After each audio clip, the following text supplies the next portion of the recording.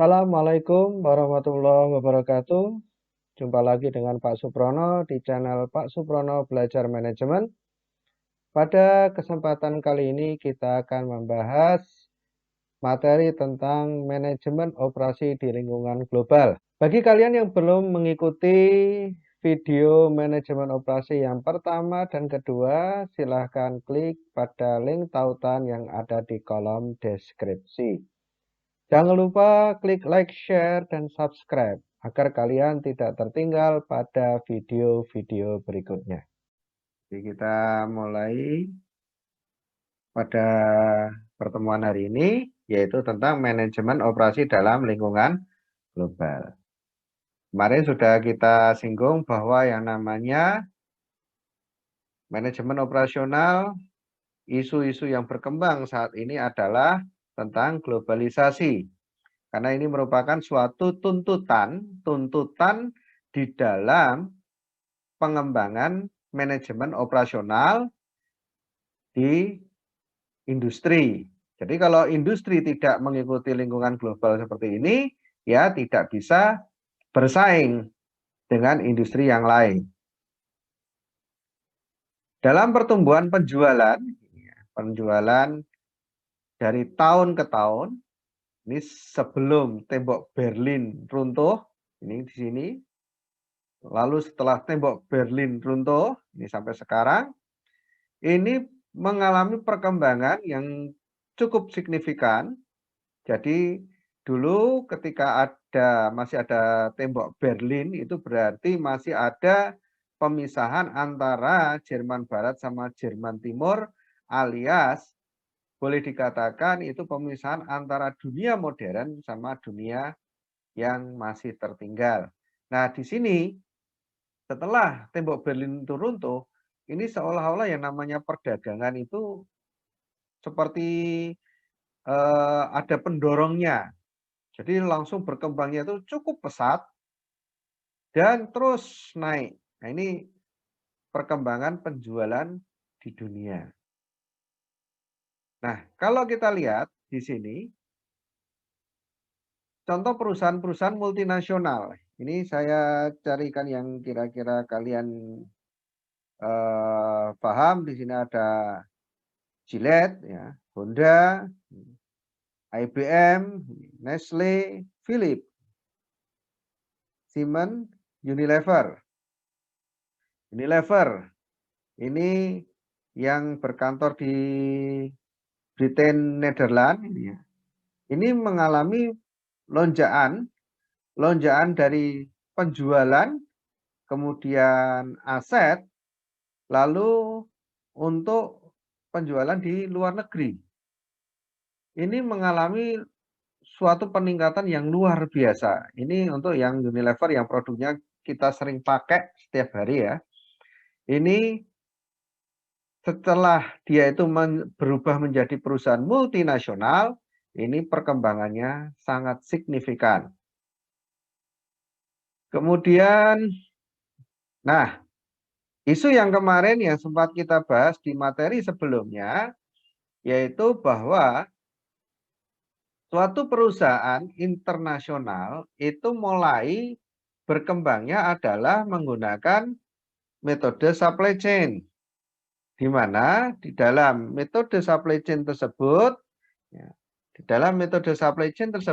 itu perusahaan mulai mengembangkannya, itu tidak lalu diproduksi semuanya di negara tersebut, tidak, tetapi produksinya mulai dibagi-bagi supaya apa? Supaya bisa memenuhi just in time. Nah, di sini contohnya ini adalah perusahaan Boeing 777, perusahaan Boeing ya.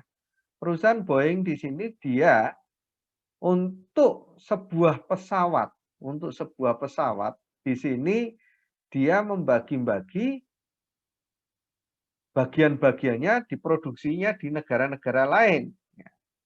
Contohnya di sini ya, untuk sayap ya. Untuk sayap di sini diproduksinya di Italia. Di Italia dengan perusahaan Alenia. Kemudian ada untuk apa, kemudinya atau rudder itu di Australia, di Aerospace Technology ya. Kemudian ada lagi di situ ada untuk roda pendaratan. Roda pendaratan di situ itu diproduksi di Kanada. Kemudian untuk apa, komputernya itu diproduksinya di United Kingdom ya, di GEC ya. Ini untuk sebuah pesawat Boeing 777. Jadi perusahaan industri pesawat Boeing itu memproduksinya itu disebar. Kenapa kok disebar seperti ini? Dalam rangka untuk mempercepat proses JIT, just in time. Dan nanti proses assemblingnya aja itu ada beberapa perusahaan itu proses assemblingnya itu juga dipecah. Jadi kayak itu smartphone, kemudian ada laptop dan sebagainya. Ini misalkan itu produksi dari Jepang atau produksi dari mana, itu ada beberapa itu yang kemudian proses perakitannya tidak dilakukan di negara asal, tetapi dilakukan di negara-negara lain yang mungkin bisa mendekati pasar. Itu untuk sebuah produk ya, untuk sebuah produk itu seperti itu. Nah, yang menjadi isu di dalam manajemen operasi global, nah itu tadi sudah kita singgung, contohnya Boeing. Dalam konteks strategi global, di sini harus sebuah perusahaan itu memahami adanya diferensiasi, kemudian ada cost leadership, ada respons.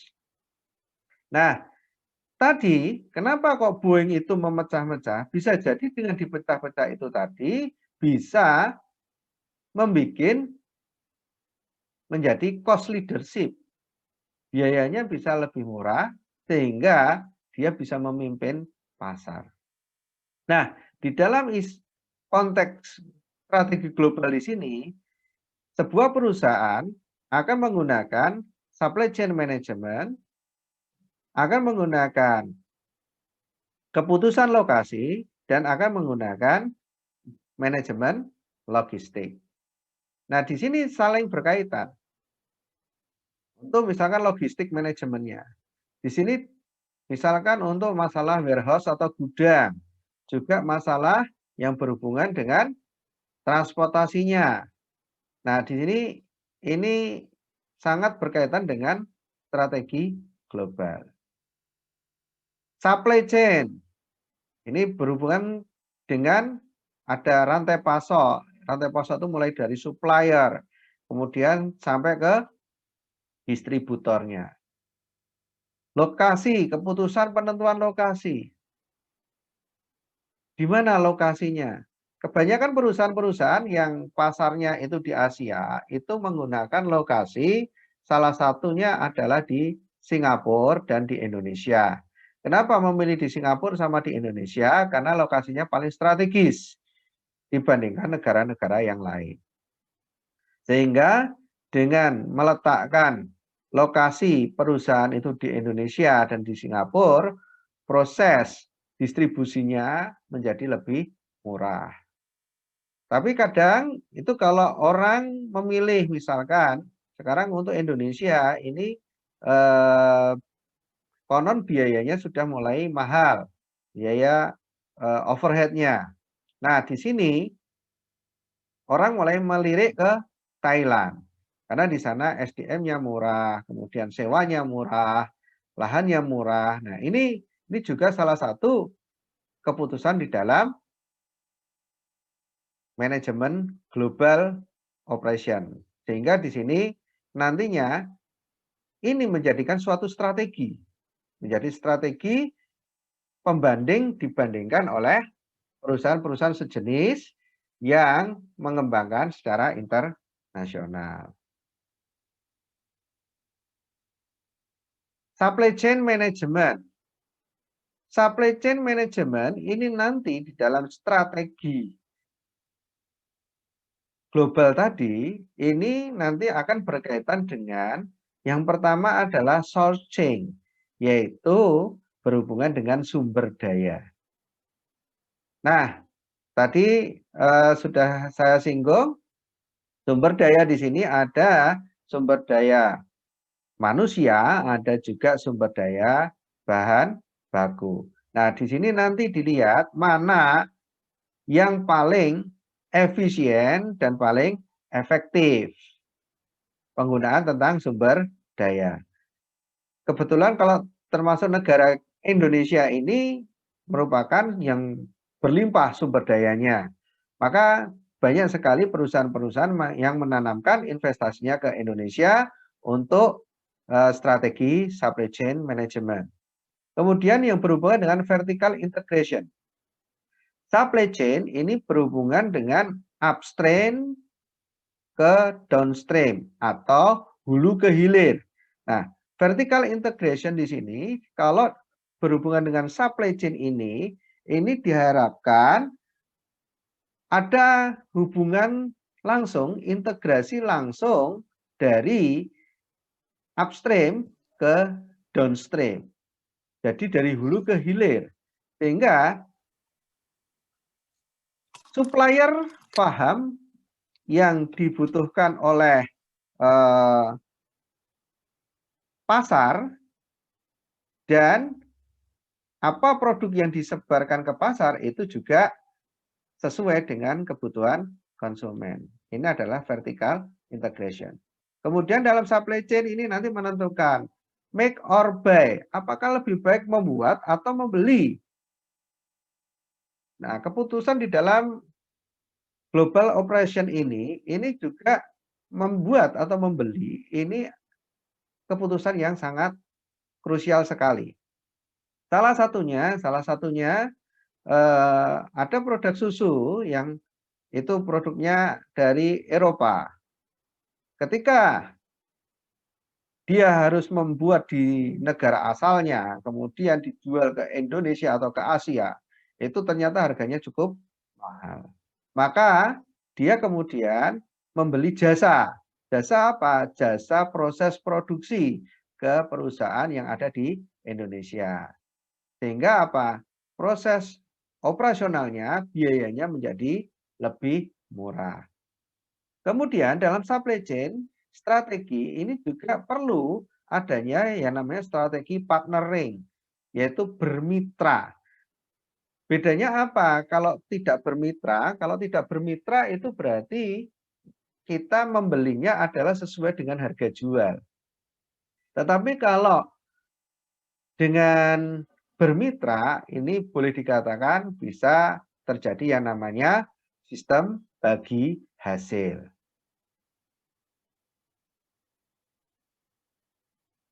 Kemudian masalah keputusan lokasi. Masalah keputusan lokasi ini nanti berhubungan juga dengan isu-isu atau masalah yang berkembang di negara tersebut. Nah, salah satunya isu yang di sini di pojok kanan atas ini adalah isu halal. Untuk negara-negara Muslim, ini merupakan suatu hal yang sensitif. Ini kebijakan-kebijakan yang berkembang di negara tersebut. Nah, kemudian ada sekurialitas. Ini juga menjadi isu-isu yang berkembang di suatu negara dan itu harus diantisipasi oleh perusahaan. Kemudian isu berhubungan dengan produk. Ada beberapa negara itu yang melarang menggunakan produk-produk tertentu. Contoh kalau perusahaan di negara-negara Islam ya mengharamkan babi. Kemudian untuk negara-negara yang menganut agama Hindu Buddha itu mengharamkan sapi. Nah, ini produk-produk ini harus diperhatikan. Kemudian government policy atau political risk, yaitu berhubungan dengan kebijakan perusahaan, kebijakan pemerintah dan risiko politik. Sesuatu hal yang sangat sangat krusial di dalam global operation itu adalah berhubungan dengan kebijakan policy. Nah, policy government ini sesuatu hal yang tidak pasti, ya tidak pasti sehingga dia perlu yang namanya suatu antisipasi karena gejolak politik itu sesuatu hal yang sangat resiko akibatnya. Kemudian berhubungan dengan isu-isu organisasi. Beberapa negara itu mengedepankan misalkan suatu produk bisa dijual ke suatu negara dengan syarat perusahaan tersebut sudah berbentuk perseroan terbatas atau berbentuk kongsi, harus kerjasama dengan perusahaan lokal. Ini isu-isu yang berkembang di dalam organisasi. Lalu juga berhubungan dengan organisasi ini kadang-kadang ini juga berhubungan dengan orang-orangnya. Ada beberapa orang itu yang sudah terkenal secara internasional, lalu dia itu disorot oleh masyarakat dan kebetulan menjadi pemimpin di perusahaan tersebut. Nah, ini juga menjadikan problem. Yang berikutnya berhubungan dengan material atau logistik manajemen. Nah, berhubungan dengan logistik manajemen tadi sudah saya singgung, salah satunya adalah transportasi. Transportasi ini berhubungan dengan kecepatan. Suatu produk apakah dia harus didistribusikan dengan transportasi udara atau didistribusikan dengan transportasi kapal. Ini harus diperhatikan. Karena kadang-kadang itu kalau misalkan choice-nya harus didistribusikan dengan pesawat, itu kadang-kadang harganya mahal. Harganya mahal. Sehingga ini perlu diperhatikan untuk masalah transportasi. Kalau lewat kapal itu harganya murah, tetapi prosesnya lama. Kemudian proses perputaran material, flow of material. Ini juga harus diperhatikan. Keberadaan bahan baku di dalam proses industri itu sangat suatu hal yang krusial. Karena ini berhubungan dengan ada tidaknya barang atau jasa itu yang nanti bisa dihasilkan oleh industri tersebut. Inventory level atau tingkat persediaan. Tingkat persediaan yang ada di gudang ini juga perlu diperhatikan di dalam logistik manajemen. Pertama adalah yang berhubungan dengan barang itu mudah hancur atau tidak, mudah kadaluarsa atau tidak. Yang kedua, berhubungan dengan inventory level ini juga tentang kapasitas gudang tersebut. Kapasitas gudang tersebut itu seberapa besar? Lalu, apa perlu tidak barang tersebut digudangkan terlebih dahulu? Misalkan kalau lebih efisien tidak digudangkan, maka langsung kita kirim ke pelanggan. Masalah packing, packaging atau kemasan. Kemasan ini juga perlu diperhatikan kalau berhubungan dengan global operation. Karena apa? Bisa jadi kalau nanti kemasannya itu mudah rusak dan sebagainya, ini menjadikan problem. Tadi di awal saya kasih contoh ya, suatu produk di mana di situ produk itu dia sampai memperlihatkan bagaimana kemasannya ya, tadi itu handphone ya, bagaimana itu kemasannya diuji coba, lalu hancur atau tidak. Nah, ini adalah berhubungan dengan packaging. Storage, nah, storage ini juga perlu diperhatikan. Kapasitas dari penyimpanan atau storage. Ini berhubungan dengan inventory level. Ini perlu diperhatikan di dalam proses logistik. Jadi kadang-kadang, nah ini saling satu sama lain saling berhubungan. Transportasi nanti juga berhubungan dengan storage-nya juga, karena kebutuhan pasar itu seberapa banyak nanti menggunakan transportasi seperti apa itu juga harus perlu diperhatikan. Kalau pesawat itu jelas tidak mungkin dia menggunakan kapasitas yang besar karena kapasitas pesawat itu terbatas. Maka kalau jumlahnya besar biasanya pakai kapal. Kalau pakai kapal itu berarti waktu tempuhnya itu lebih lambat daripada pesawat. Jadi perlu diperhatikan dalam logistik manajemen. Nah, definisi global operation. Di dalam global operation itu nanti ada 4 strategi yang bisa dipakai. Yang pertama bisa menggunakan international business, kemudian bisa menggunakan multinational corporation, bisa menggunakan global company, atau menggunakan transnational company. Kalau international business, maka melakukan transaksi lintas negara, namun kepemilikan perusahaan dipegang oleh perusahaan induk. Jadi perusahaannya tetap induk berada di awal. Ya. Jadi kayak ada arloji ya, arloji yang paling mahal itu dia tidak membuka perusahaan di negara lain, tidak membuka cabang perusahaan di negara lain, tetapi menginduk ke tetap di negara asalnya. Nah ini biasanya lalu modelnya customize. Karena apa? Tidak mungkin dia bisa memiliki kecepatan di dalam memenuhi kebutuhan. Kemudian ada multinational corporation. Melakukan keterlibatan yang lebih luas daripada bisnis internasional, di mana kepemilikan atau fasilitas kontrolnya terdapat pada lebih dari satu negara. Nah, kalau di sini kontrolnya di satu negara, kalau di sini lebih dari satu negara. Nah, ini sebagai salah satu contoh itu adalah ada perusahaan-perusahaan franchise. Nah, ini nanti kalau dicontohkan di sini nih. Nah, ini. Jadi ini biasanya kalau multinasional di sini nanti menggunakan franchise. Salah satunya ini ada McDonald's. Nah, kemudian kalau internasional tadi ini contohnya adalah Harley Davidson. Harley Davidson itu perusahaannya induk cuma di Amerika sana, kemudian negara-negara itu jika memerlukan nanti prosesnya pemesanan atau pengiriman barang.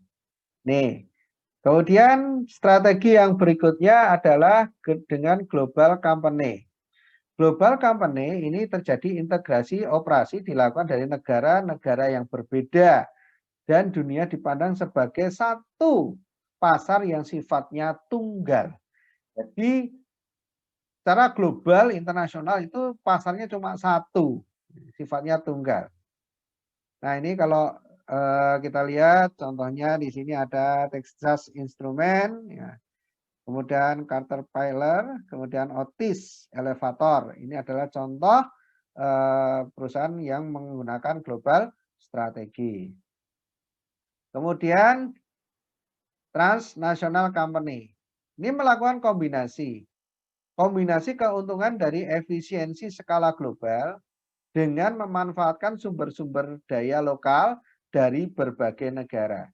Nah, di dalam transnasional di sini contohnya ada Coca-Cola, Nestle ya. Jadi di sini dia menggunakan material people itu dari negara yang bekerja sama dengan mereka. Kemudian di sini ada cross cultural ya. Jadi di sini ada lintas budaya. Pemahaman masalah budaya. Jadi kalau kita meminum Coca-Cola di Indonesia sama meminum Coca-Cola di luar negeri ini sedikit berbeda. Kita lanjutkan. Alasan perusahaan melakukan globalisasi operasi. Jadi mengapa sebuah perusahaan itu harus melakukan globalisasi di dalam manajemen operasi? Yang pertama adalah untuk memotong biaya. Seperti awal-awal kita bicarakan bahwa dengan globalisasi ini memungkinkan sebuah perusahaan itu melakukan penghematan. Penghematan di mana? Salah satunya misalkan di tenaga kerja. Ada suatu negara yang tenaga kerjanya masih murah, ada yang tenaga kerjanya sudah harganya mahal. Juga bisa berhubungan dengan pajak. Ada suatu negara yang mengenakan tarif pajak yang cukup tinggi, ada yang mengenakan tarif pajak yang rendah. Nah, dengan melakukan globalisasi operasi, perusahaan bisa melakukan penghematan. Lalu yang kedua, mengapa sebuah perusahaan harus melakukan globalisasi operasi? Yaitu mengurangi risiko. Risiko di dalam foreign exchange atau perbedaan nilai tukar.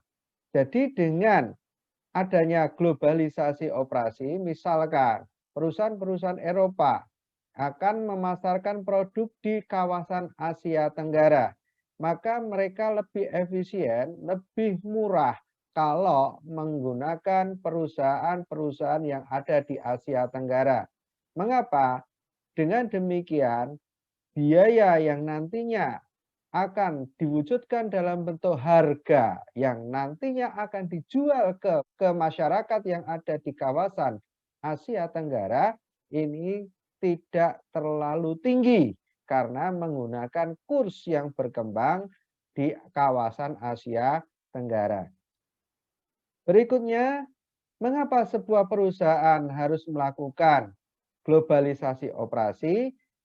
Dalam hal ini adalah salah satunya untuk memperbaiki supply chain. Supply chain di sini menitik beratkan pada sources atau sumber daya. Jadi dengan globalisasi operasi, perusahaan lebih luas, lebih fleksibel di dalam memilih sumber daya yang ada yang nantinya dipakai sebagai bahan baku untuk kegiatan produksi mereka. Mereka tidak lagi terpaku pada satu sumber daya yang ada yang bisa jadi lama-kelamaan sumber daya tersebut tidak mampu mencukupi kebutuhan perusahaan. Oleh karena itu dengan adanya globalisasi operasi di sini juga bisa membantu perusahaan efisiensi dalam hal supply chain. Juga supply chain di sini berhubungan juga tentang kayak logistik dan transportasi. Dengan globalisasi operasi, misalkan sebuah perusahaan alat-alat kesehatan yang biasa dipakai oleh rumah sakit yang ada di Indonesia, kalau harus mensuplai dari wilayah Eropa atau wilayah Amerika, tentu transportasinya cukup mahal. Dengan menggunakan globalisasi operasi, lalu perusahaan tersebut melakukan kerjasama, kemitraan dengan perusahaan-perusahaan yang ada di kawasan Asia Tenggara, maka harga transportasi, harga bahan baku menjadi murah. Lalu yang keempat adalah mengapa sebuah perusahaan harus melakukan globalisasi operasi? Hal ini dilakukan dalam rangka memberikan barang dan jasa yang lebih baik. Nah, bisa jadi kalau itu harus mendatangkan dari Eropa atau mendatangkan dari Amerika atau dari yang tempat-tempat asal perusahaan tersebut memproduksi, bisa jadi karena menggunakan transportasi yang dalam tempo yang cukup lama. Bisa jadi barang dan jasa tersebut menjadi rusak atau tidak up to date lagi. Oleh karena itu dengan globalisasi operasi, perusahaan bisa menerapkan just in time, menerapkan waktu yang tepat untuk bisa mengirimkan barang-barang ke masyarakat. Lalu yang berikutnya adalah yang kelima, dengan globalisasi operasi, perusahaan bisa memperoleh choice atau pilihan pasar mana yang lebih baik. Kalau dia tidak melakukan globalisasi, maka pasar yang ada itu cuma monoton di satu pasar itu saja. Ketika pasar itu tidak berkembang lagi, maka yang terjadi adalah perusahaan akan merugi. Dengan globalisasi, maka perusahaan bisa memilih atau membuat pilihan-pilihan pasar yang lebih baik. Lalu yang berikutnya adalah globalisasi operasi diperuntukkan untuk belajar memperbaiki sistem operasi. Dengan perusahaan melakukan globalisasi operasi, maka perusahaan itu bisa memiliki pesaing. Pesaing inilah yang dipakai untuk belajar memperbaiki sistem operasi agar bisa lebih baik. Lalu yang terakhir, mengapa sebuah perusahaan harus melakukan globalisasi operasi adalah untuk mendapatkan keunggulan global. Kalau perusahaan itu menghasilkan barang yang unggul hanya di level-level lokal, mungkin nilainya tidak terlalu tinggi. Tetapi begitu perusahaan itu dinyatakan unggul secara global, maka barang dan jasa yang dihasilkan itu memiliki nilai yang luar biasa di mata konsumen. Pertimbangan globalisasi di dalam operasi.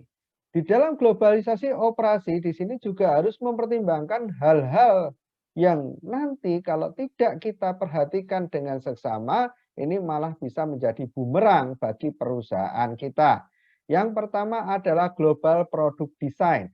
Jadi ketika sebuah perusahaan memutuskan untuk melakukan globalisasi di dalam manajemen operasional, maka dia tidak lagi menggunakan desain-desain yang berbau lokal, tetapi mereka harus menggunakan desain-desain yang global.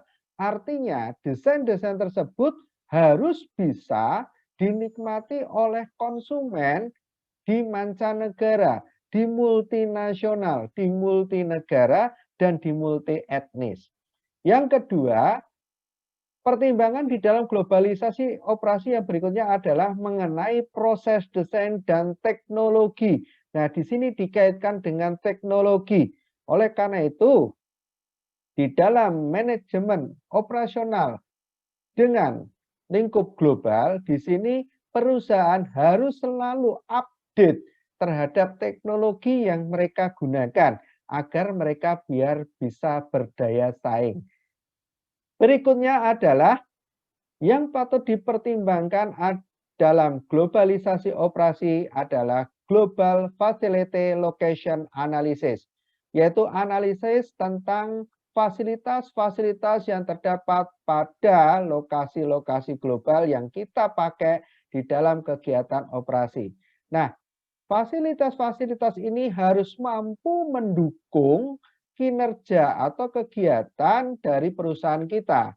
Jangan sampai ketika kita menentukan suatu daerah atau lokasi untuk globalisasi operasi, ternyata fasilitas yang tersedia di dalam daerah tersebut untuk kita pergunakan melakukan kegiatan operasional ternyata minim sekali.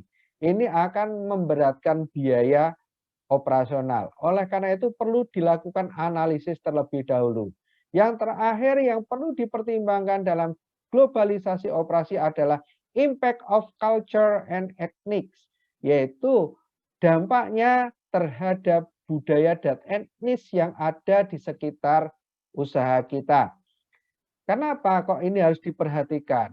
Karena di dalam nasional saja kita saja sudah multi etnis, multi culture, apalagi di level internasional. Jelas etnis dan culture yang akan kita hadapi itu beraneka ragam.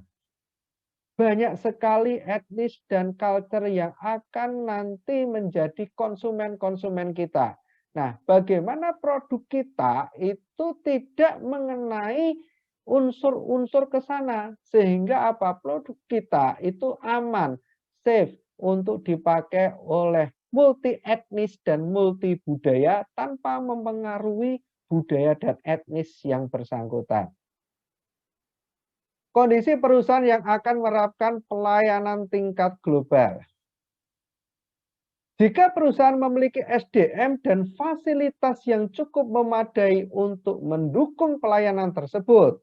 Jadi, suatu perusahaan apabila dia ingin menerapkan pelayanan di tingkat global, dia harus memiliki SDM dan fasilitas yang cukup memadai di dalam mendukung pelayanan globalisasi tersebut. SDM harus SDM yang memiliki kualitas global. Fasilitas juga fasilitas yang mendukung ke arah globalisasi. Misalkan contoh adalah internet. Jelas kalau globalisasi, perusahaan tersebut harus selalu connect ke internet.